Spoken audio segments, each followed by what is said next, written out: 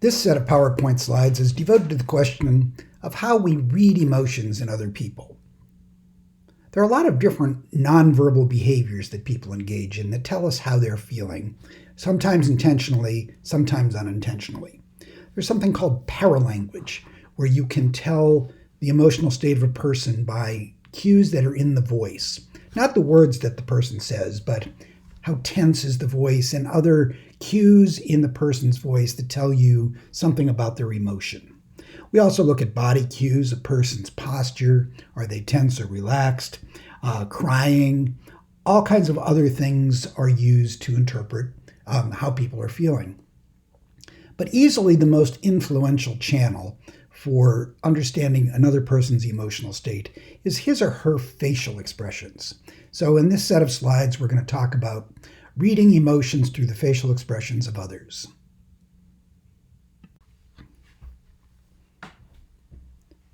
For quite some time, most researchers thought of facial expression as something we learned as we're growing up. We observe the faces around us and we figure out which emotions go with which expressions, and so we pick up the language, if you will, of our own culture. From this perspective, you would think that people in very different places would have different facial expressions of emotion because your culture is different. Maybe there are different expressions for the same kinds of feelings. We now no longer think that this is the case. We now know that facial expressions are universal. In other words, everybody, everywhere, regardless of their cultural background, displays the very same expressions for the very same emotions. And we know that it's an innate thing. We're kind of programmed genetically through evolution to display emotions a particular way. And there are several different lines of research that lead us to believe that this is the case. First of all, there have been a large number of cross-cultural studies where they ask people to interpret facial expressions that they see in pictures, or they ask them to pose facial expressions for particular emotions. And you find that no matter where you go, people can read faces even if they're from a race or a culture they've never seen before, and they express emotions in the very same way. The pictures on this slide are from a study where they dropped into the rainforests of New Guinea and asked people questions about facial expressions. And these people had very little contact with the outside world. And they used expressions the very same way that someone from the United States or Japan or Brazil would. So, the amazing cross-cultural uniformity is one of the things that makes us think that facial expressions are universal and innate. But if this was the only bit of evidence we had, we would feel less confident about that conclusion. Fortunately, there are other lines of research that support that same conclusion.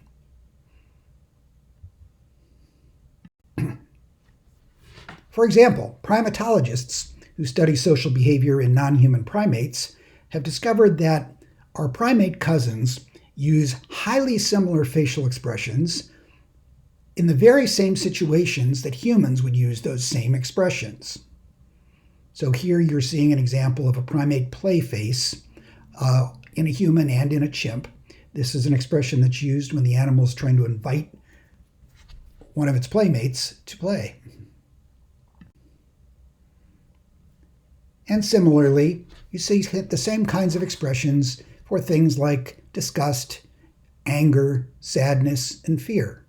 Human facial expressions and primate facial expressions are very closely aligned. Now, this could just be an accident, but because we have come from a common ancestor as these fairly closely related animals, I guess it shouldn't be surprising that if it's programmed into us, it would also be programmed into them, and that they would be highly similar. I'll show you a few more slides where you see remarkable similarities between human expressions and primate expressions, and I will spare you any political commentary in this regard.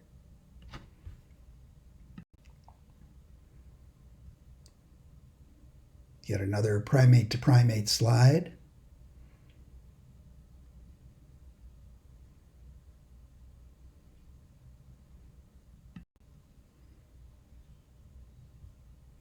And one more. right down to the specific muscles in the face that get moved. They're exactly the same.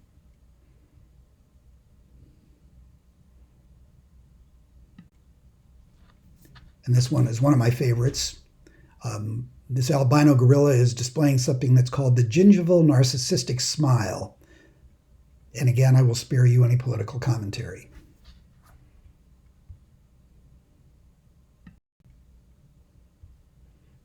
Perhaps the most compelling research has been done on people who were born blind. When you think about it, these individuals have grown up without ever seeing a human face.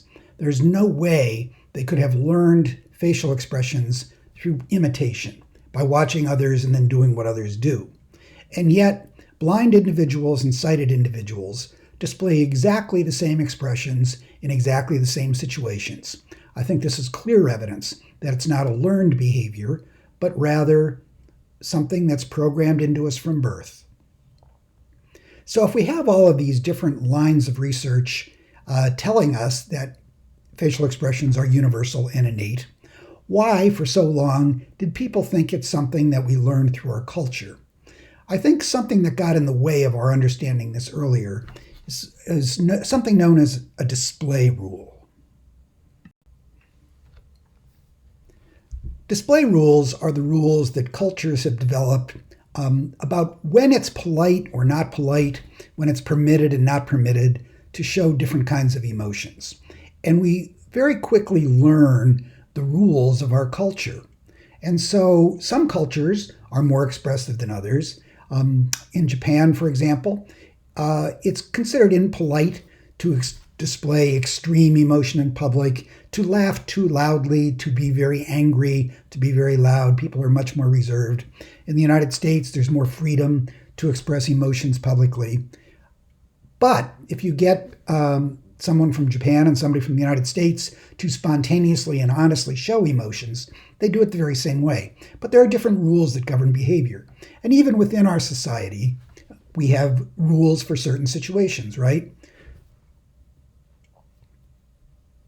Think of at the end of a beauty pageant when they're announcing the 7th runner-up and the 6th runner-up and the 5th runner-up. The women who have finished as 5th, 6th, 7th runner-ups all smile and seem very happy, even though you know they've got to be disappointed because they didn't win. They didn't enter this pageant with the goal of finishing 6th, but yet the rules of the situation say they should express happiness until they get to the person who wins, and you often see her cry. Now, she's the one that should be happy and whooping and hooting and hollering, but the rules say that's not what we should do. So display rules, because they're different not only from situation to situation, but from culture to culture, sometimes make it hard to see honest emotional expressions in public. And so it might have been very easy for early cross-cultural researchers to conclude that facial expressions were in fact different from culture to culture. Let me give you an example of a study that showed how display rules can get in the way of seeing the similarity of facial expressions across cultures. In this study, the subjects were male college students, either from the United States or from Japan. And I've already mentioned the fact that the display rules in Japan are more restrictive than the display rules in the United States. They had these males viewing a stress-inducing film. Now, one of the favorite kinds of films to use in these studies is to show male subjects graphic videos of circumcisions. Just think about that for a moment. Guys look at these things and it's a very visceral thing for them, and it usually shows in the face. So the subjects were watching this stress-inducing film either by themselves or they were in a group of people. So in one case, they're surrounded by others and the social display rules would be relevant. In the other condition, they were by themselves. In both cases, their own facial expressions were being videotaped by a hidden camera, but they did not know that. After the experiment was over, they had other people look at the videotapes of the subjects' faces and try to guess whether they were watching a stress-inducing film or some other type of film, which there were control conditions in the experiment. Well, what they found was In the social condition, where guys were in a group, the Americans were much more expressive than the Japanese were. The Japanese guys sat there very stoically watching this video, and you couldn't really tell from their facial expression what they were looking at all. With the Americans, it was very clear what they were watching. However, when the subjects were alone, when they were sitting there thinking that there was nobody else around to see them, the expressions on the Japanese guy's face and the American faces were exactly the same, right down to the minute little muscle movements. So it's the display rule that dictates what we see in public, but if you get people to honestly transmit their feelings, it looks exactly the same. So how many different emotional expressions are there? For a very long time, we said that there were 6 basic facial expressions of emotion. In recent years, that number has increased to 7.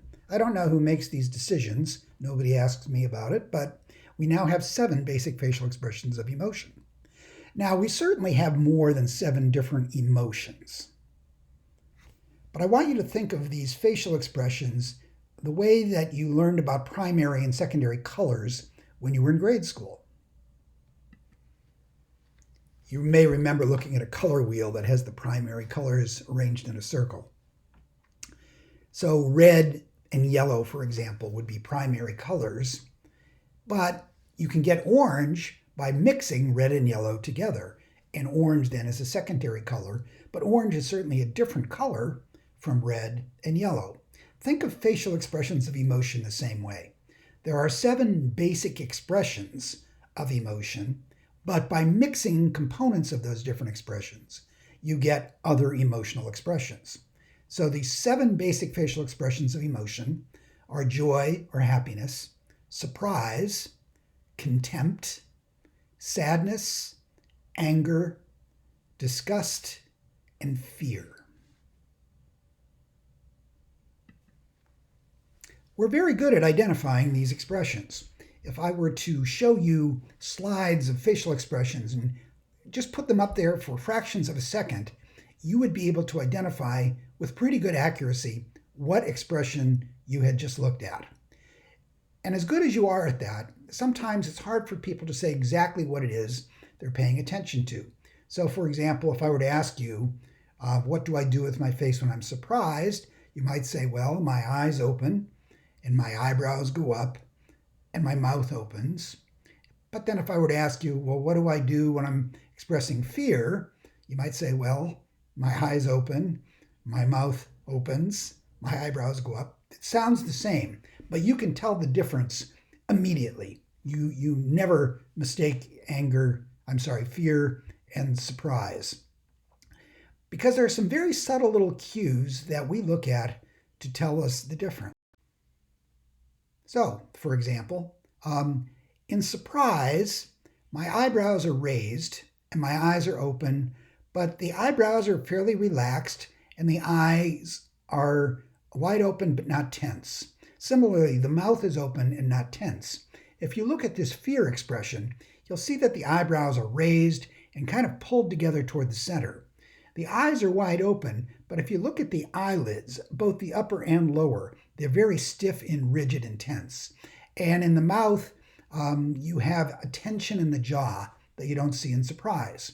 So these very subtle little differences between the emotions register immediately, and we're good at identifying them. In fact, we have an area of the brain specifically devoted to processing emotional expression in faces.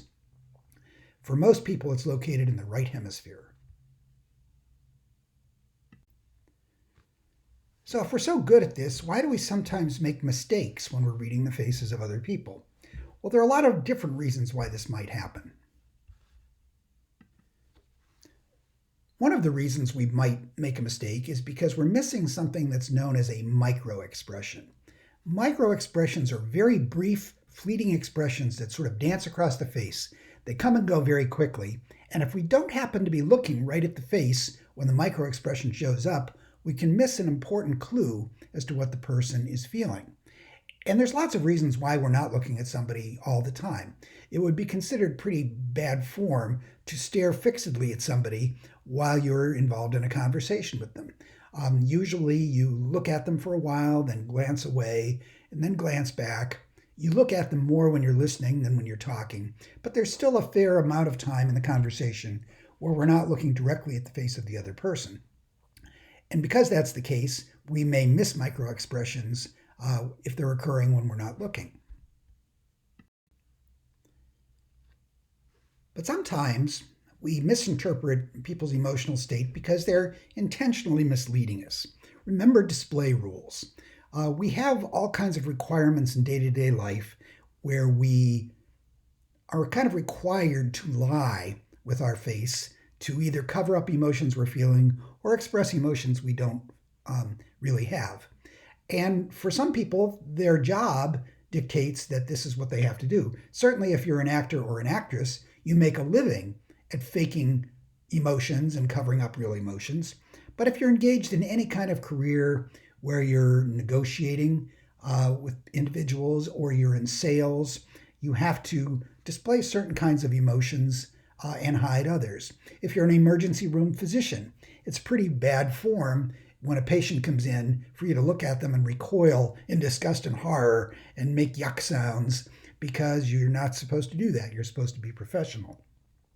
And all of us, in the need of the moment, will tell little white lies and try to deceive people about how we feel about things.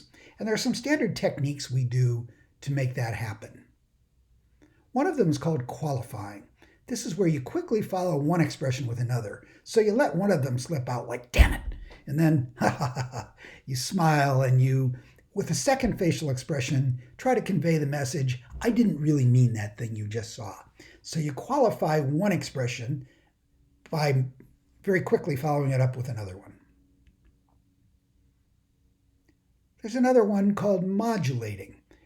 Here, you're adjusting the intensity of the expression to suit the situation. You're not out and out faking it, but you're turning the volume up or down. Let's assume that you and a friend of yours both have applied to the same graduate program, and you just got a letter saying that you've been admitted. And your friend, got a letter a week ago telling them that they were not admitted. And your friend is there with you when you open this letter. Well, you're probably really happy and excited, but you know that it would be kind of bad form to act too excited and happy in front of your friend who got rejected by the same program. And so you tone down the expression of happiness to suit the situation. Similarly, if you were the other person, you would turn up the volume on your happiness for your friend who did just get into the program. And you are happy for them, but you have to pretend to be happier than you're actually feeling.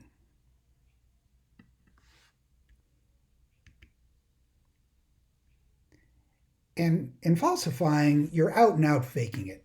You're showing an emotion that you don't feel at all, or you're covering up an emotion that you genuinely feel. So these different facial management techniques are the tools that we employ to intentionally deceive people about our true emotional feelings.